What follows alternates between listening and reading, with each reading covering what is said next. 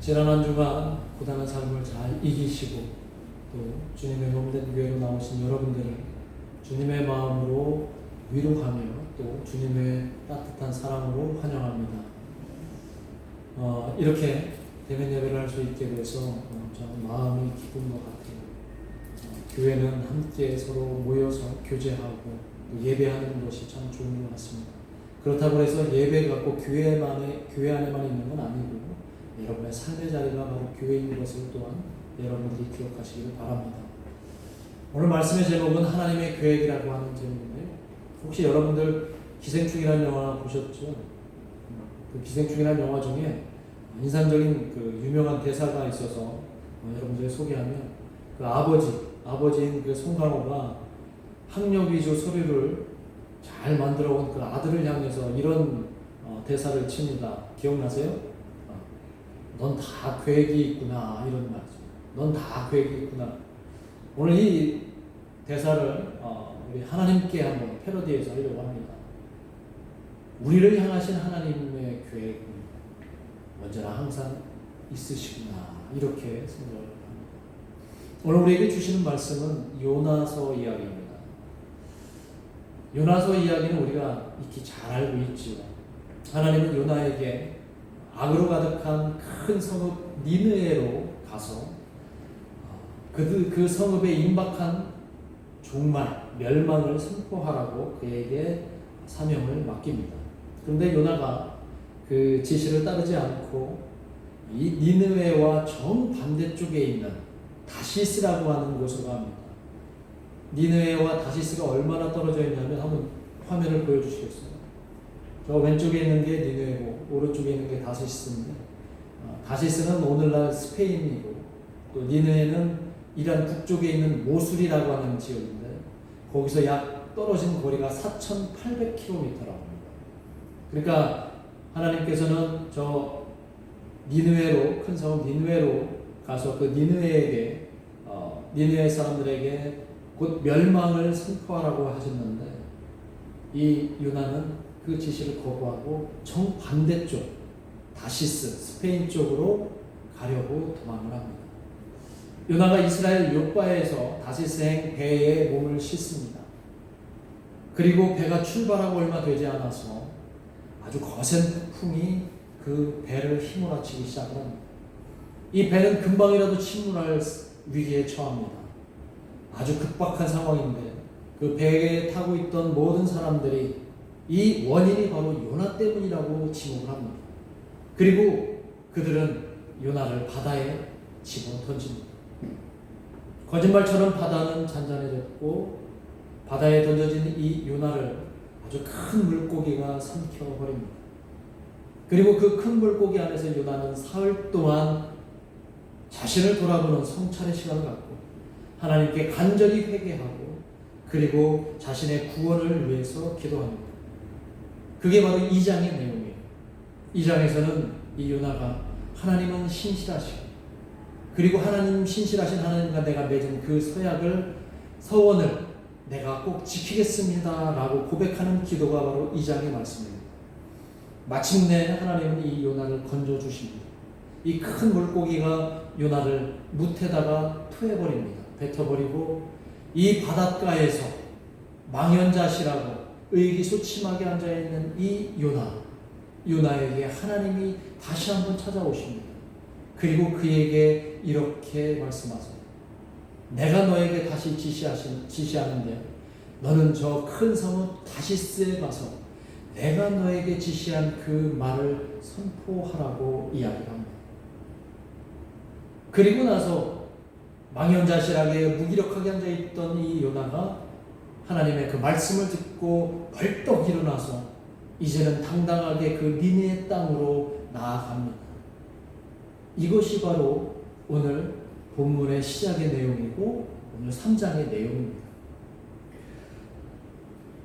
요나에게 하나님께서는 분명히 말씀하셨어요. 빨리 일어나라. 그리고 저 큰 성 니느웨로 가서 내가 너에게 지시한 것을 선포하라. 자, 기온을 차린 이 요나는 자리에서 일어나서 그 이전과 다르게 아주 당당하게 니느웨를 향해 갑니다.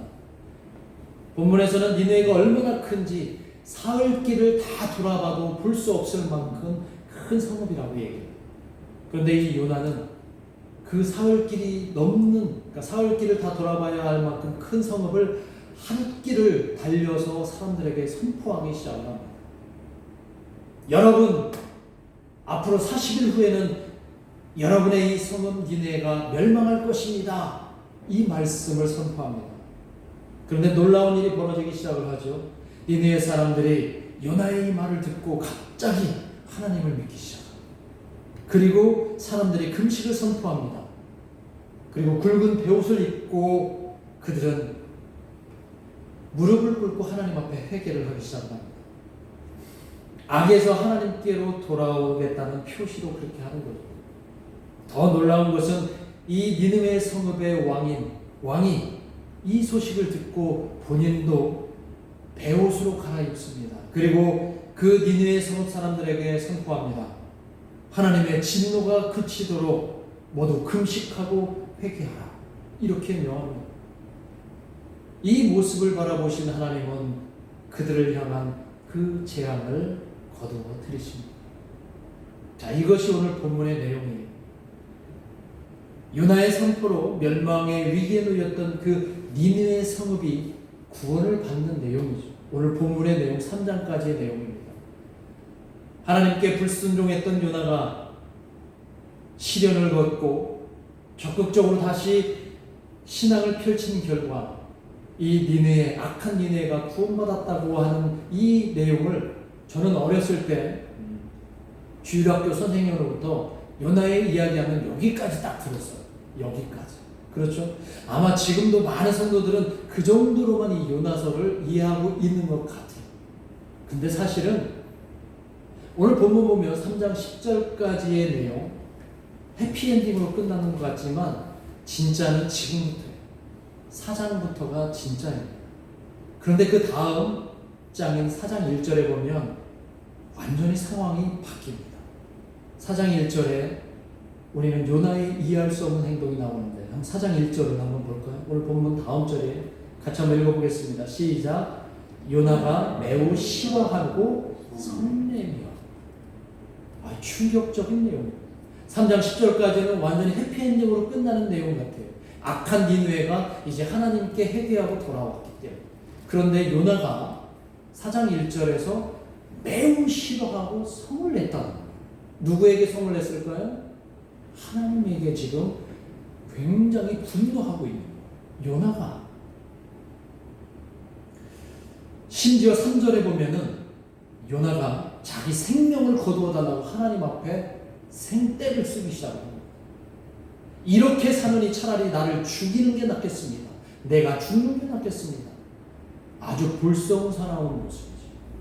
이는 마치 엘리야가 그 이세벨을 피해서 광야에서 머물면서 하나님께 자기 고민을 토로했던, 그리고 그 장면이 아주 유사하게 나옵니다. 엘리야는 뭐라고 하나님 앞에 그때 토론하고 때를 썼냐면, 하나님의 바라보는 세상과 하나님의 세계와 이 세상의 질서는 너무나 차이가 큽니다. 내가 하나님의 그 원하시는 대로, 하나님의 뜻대로 살기에는 내가 이 세계의 질서에서 견딜 수가 없으니 차라리 나를 죽여주십시오 라고 엘리야가 하나님 앞에 토로하는 장면이 나오는데, 이 요나가 이 엘리야의 그 모습을 혹시나 흉내내는 건 아닐까 생각합니다. 이 말씀은 어쩌면 요나서의 내용 굉장히 핵심적인 내용. 요나서는 단순히 평화로운 어떤 흐름이 있는 내용이 아니라는 거예요. 4장 1절 이하에 보면, 적어도 4장에 있는 내용에 보면 이 내용, 요나서의 이 전체적인 그 맥락이나 핵심은 뭐냐면, 복잡한 어떤 인간의 세계관과 하나님과의 복잡한 심리적 갈등 구조가 담겨있는 게 요나서라는 거예요. 하나님과 요나가 서로 내적인 갈등을 보이는 장면을 오늘 요나서에서는 아주 여과 없이 우리에게 보여주고 있는 거예요. 하나님과 인간의 소통이 이루어지는 장면이 오늘 요나서를 통해서, 사장을 통해서 우리가 알 수가 있는 거예요. 어쩌면 요나는 처음에 하나님께서 니느웨로 가라고 했을 때 처음부터 마음에 내키지 않았었는지 몰라요. 왜냐하면 니느웨는 이스라엘에게 어떤 나라냐면, 어떤 땅이냐면 원수의 땅입니다. 이 니느웨의 도성은 당시에 아시리아의 큰 성읍이에요.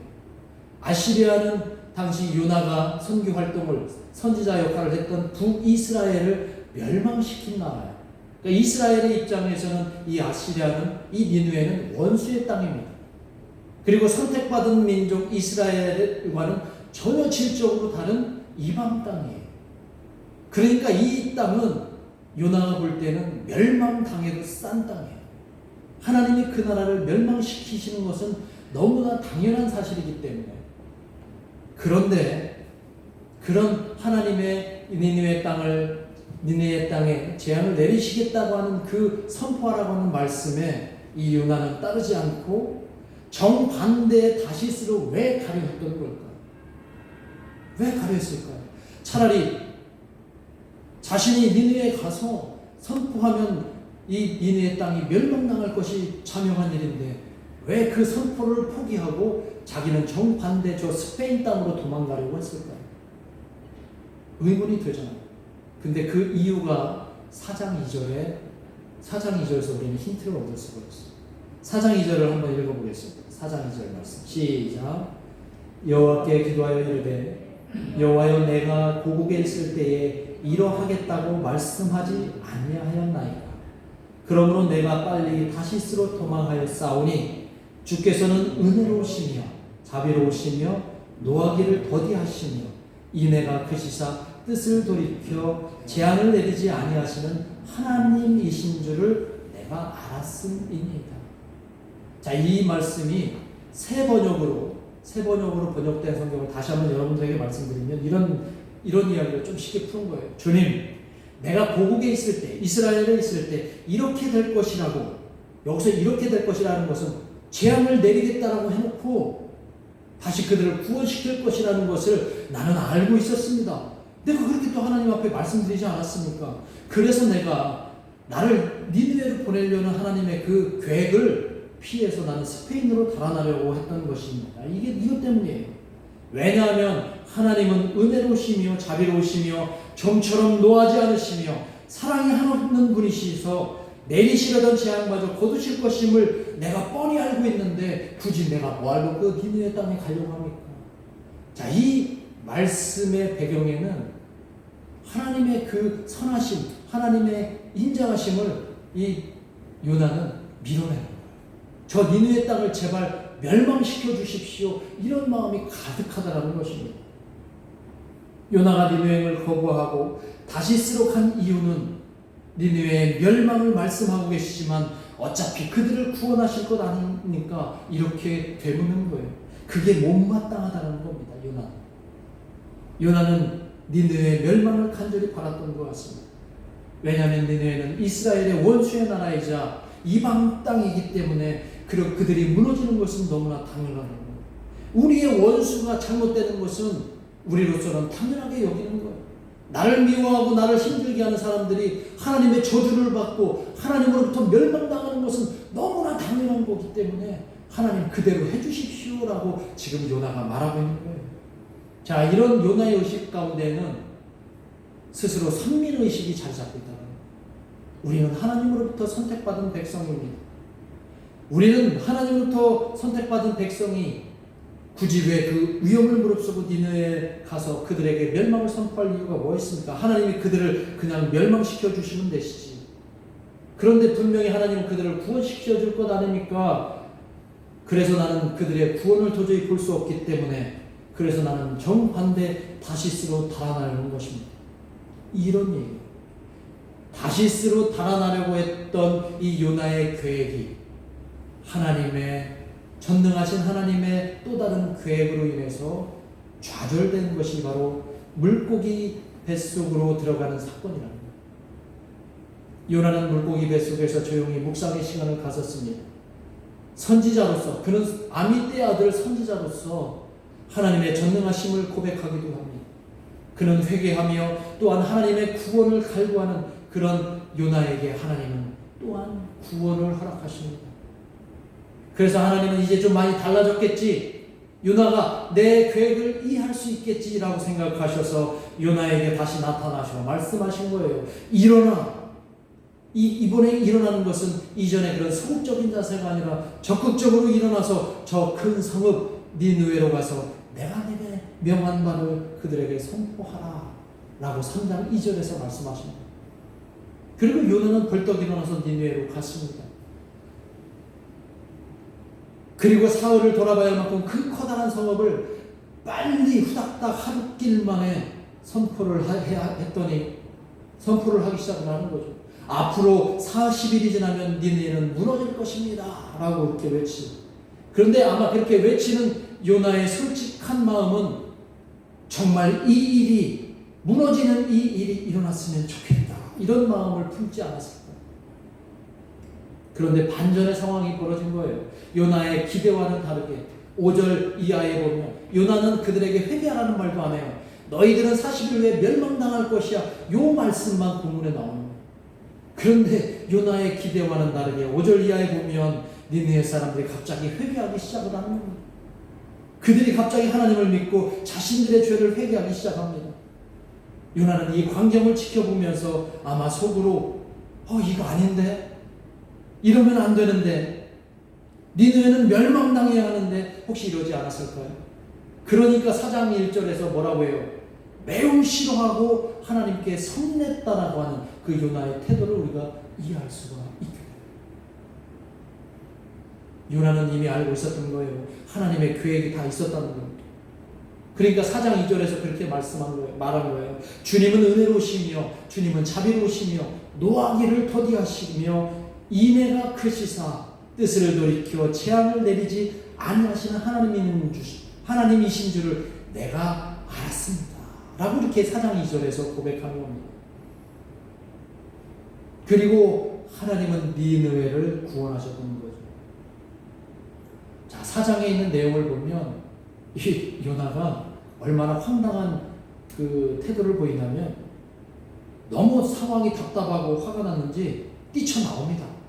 니느웨 성을 뛰쳐나와서 니느웨 성이 잘 보이는 그 사막 한가운데 언덕바지에서 니느웨 성을 지켜보기로 합니다. 그 햇볕이 중동 지역 아니에요, 그죠? 햇볕이 장렬하는 그 뜨거운 사막에서 니느웨가 멸망당하는지 아닌지 지켜보기로 하고 그렇게 요나가 앉아있는. 자, 이를 지켜본 하나님은 그 뜨거운 햇빛이 이 요나의 머리를 상하게 할까봐 오늘 4장에 보니까 하나님께서는 넝쿨박을 준비하셔서 이 넝쿨박으로 요나의 머리 위에 그늘을 만드십니다. 참 하나님 대단하시지 않아요? 그죠? 그리고 나서 아주 편안해집니다. 요나가 아주 편안한 상태에서 그 머리 위에 그늘도 있고 편안한 상태에서 이 니느웨 성이 멸망당하는지 안 하는지를 지켜보고 있는 가운데 그 다음날 새벽에 또 반전의 상황들이 벌어지는데 하나님께서 이 넝쿨박을 갉아먹는 벌레를 그 넝쿨박으로 보내세요. 그리고 그 다음날 새벽에 이 벌레들이 이 넝쿨박 요나에게 그늘을 제공하는 이 넝쿨박을 다 갉아먹어버려요. 그리고 넝쿨박이 시들어버립니다. 그리고 오전이 돼서 해가 뜨고 뜨거운 햇볕이 요나의 머리를 내려찌니까 4장에 보니까 요나가 뭐라고 하냐면 또 성질을 내요. 내가 지금 뜨거워서 죽겠나이다. 그리고 하나님 앞에 또 성을 내요. 참 요나는 굉장히 다혈질인 것 같아요. 적어도 우리가 알고 있었던 그런 요나의 모습과는 상당히 다른 모습입니다. 그때 하나님께서 요나에게 뭐라고 얘기하시냐면 4장 10절과 11절에 보면 이렇게 말씀하세요. 4장 10절과 10절에 보면 그렇게 승질내고 있는 뜨거워 죽겠다라고 하는 그런 요나에게 뭐라고 얘기하냐면 내가 수고하지도 않았고 내가 키운 것도 아니며 그저 하룻밤 사이에 자라났다가 하룻밤 사이에 죽어버린 이 식물을 내가 그처럼 아까워하는데 하물며 좌우를 가릴 줄 모르는 사람들이 저 니느웨 땅에 12만 명도 더 돼요. 짐승들도 수없이 많은 이 큰 성읍 니느웨를 내가 어찌 아끼지 않을소냐. 이렇게. 사실은 요나서의 핵심이 바로 이 내용입니다. 요나서의 핵심. 이 말씀이 요나서의 핵심 메시지입니다. 하나님의 생각은 요나의 생각과 너무나 다릅니다. 하나님과 세상의 질서가 완전히 다르다는 것을 오늘 이 메시지를 통해서 알려줍니다. 요나의 의로움과 하나님의 의로움이 완전히 다르다는 거죠. 요나의 의로움은 선민의식을 통해서 만들어진 차별과 구별의 바탕을 둔 의로움이었다면 하나님의 세계관은 온 인류를 사랑하고 온 인류를 긍휼히 여기시는, 자비롭게 생각하시는 하나님의 세계관이라는 거예요. 그래서 우리는 하나님을 뭐라고 고백합니까? 자비로우신 하나님, 긍휼의 하나님, 사랑이 많으신 하나님, 이렇게 고백하는 거 아니겠어요? 이것이 바로 요나서, 소위 말해서 요나의 기적사건, 요나의 표적사건이라고 우리는 요나서를 통해서 알 수 있는데, 신약성경에 가면은 마태복음에 예수님께서 이 요나의 표적을 2번이나 언급하신 적이 있습니다. 그런데 이 요나의 이야기를 서기관과 바리새인들 앞에서 이 얘기를 2번이나 말씀을 하시는데요. 니느웨 사람들은 요나의 그 선포를 듣고 바로 회개하고 돌이켜서 그들의 멸망을 하나님으로부터 거두어 갔지만 너희들은 요나보다 더 큰 사람인, 요나보다 더 크신 예수님이 하나님의 말씀을 전하는데, 선포하는데 그들은 돌아오지 않았음을 마태복음에서 이야기하고 있다는 거죠. 서기관과 바리새인들은 회개하지 않았고 그들에게는 여전히 선민의식과 자신들의 의로 가득 차 있기 때문에 예수님을 십자가에 못 박는 그런 끔찍한 일들을 벌였던 거죠. 그들의 의식과 그들의 태도가 바로 요나의 태도와 무엇이 다를까? 자기 의만 가지고 살아가는 그런 인생들이. 그러나 예수님이 어떻게 하셨어요? 예수님은 끝까지 기다려주셨고 온 인류를 사랑하시기 위해서 십자가에서 스스로 달려 돌아가셨던 예수님의 그 사랑이 어쩌면 예수님을 통한 하나님의 큰 계획이었음을 우리는 깨달아야 할 줄로 믿습니다. 이것이 바로 하나님께서 우리를 향한 계획이 있으신 거예요. 하나님의 계획은 모든 사람을 구원하시는 것입니다. 하나님은 한 영혼을 천하보다 귀하게 여기시는 분이십니다. 그런 하나님을 믿고 있는 우리라면 우리는 요나의 생각을 뛰어넘어 온 인류를 바라볼 수 있는 눈을 가져야 할 줄로 믿습니다. 우리 주변에 누구라도 회개의 가능성이 있는 사람이라면 우리는 그들을 긍휼의 시선으로 바라볼 수 있어야 합니다. 자비의 마음으로 모두를 태할 수 있어야 합니다. 심지어 나의 원수일지라도 그들을 사랑할 수 있는 마음을 우리 마음속에 품어야 하겠습니다. 예수님은 죄인들과 기꺼이 친구가 되셨고 그리고 사회 주변으로 내몰린 사람들과 함께 하나님의 나라를 꿈꾸셨던 것을 우리는 너무나 잘 알고 있어요. 예수님의 비유 가운데 선한 사마리아인 비유는 온 인류가 모두 이웃이 될 수 있다는 사실을 우리에게 똑똑히 알려주셨던 놀라운 비유의 말씀이 아니겠습니까? 오늘 우리는 바로 이 예수님을 통한 하나님의 계획, 그 하나님의 계획을 우리 마음 가운데 깊이 새겼으면 좋겠습니다. 오늘 우리 교회 역시 요나의 소망을 뛰어넘는 보다 더 큰 하나님의 계획을 발견하기를 주님의 이름으로 축복합니다. 나의 비전에 하나님의 계획을 더해서 이 땅에 있는 모든 사람들을 사랑할 수 있는 여러분들의 마음과 또 그 마음을 가지고 살아가시는 삶이 되시기를 주님의 이름으로 축복합니다. 아멘. 이 시간 우리 함께 합심해서 기도하겠습니다.